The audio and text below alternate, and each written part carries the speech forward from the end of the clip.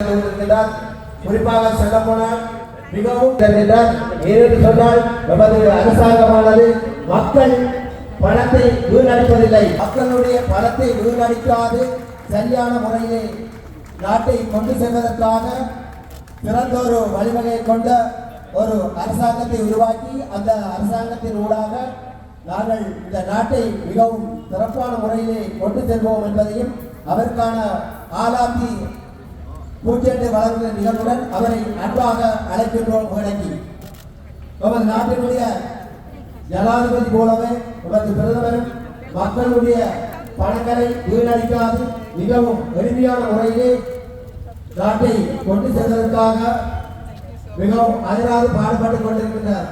இந்த வட்டுக்கோட்டை தொகுதிக்கு அவர் உங்களுக்கு இன்று சமூகம் தருவது இங்கே கர்ணி அம்மா அவர்கள் வருகை வந்திருக்கிறார்.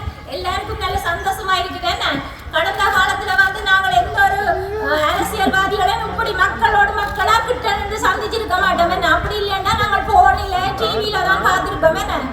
இன்றைக்கு எல்லாரும் மிக்க மகிழ்ச்சியில் இருக்கிறோம். மற்றது நாங்கள் அனைவரும் இந்த விமர்சனங்கள் சொன்னால் இந்த விமர்சனங்களை நாங்கள் எங்களை காதல போட வேண்டாம். ஏனென்றா பலதரப்பட்ட விமர்சனங்களை வைக்கிறார்கள். இன்றைக்கு இவள் என்ன செஞ்ச இந்த அரசாங்கம் என்னத்தை செய்ய போதுன்னு சொல்லி அப்ப நாங்கள் ஒரு சிறு பிரச்சனையா இருக்கும், பிள்ளையான பிரச்சனையா இருக்கும், எந்த ஒரு பிரச்சனை எடுத்துக்கொண்டாலும் இன்றைக்கு பெண்கள் தான் மாணவர்கள் பெண்களாக இருக்கிறார்கள். நாட்டில வருமானத்தை கூட்டி கொடுக்கிறது பிரச்சனைகளுக்கு தீர்வு காணவோ பயப்படுகிறார்கள். ஆகவே அந்த நிலை மாற நாங்கள் எல்லாரும் தேசிய மக்கள் சக்தியோட தொடர்ந்தும் பயணிக்கிறோம் என்று கூறிக்கொண்டு எனது உரையை நிறைவு செய்கிறேன். நன்றி.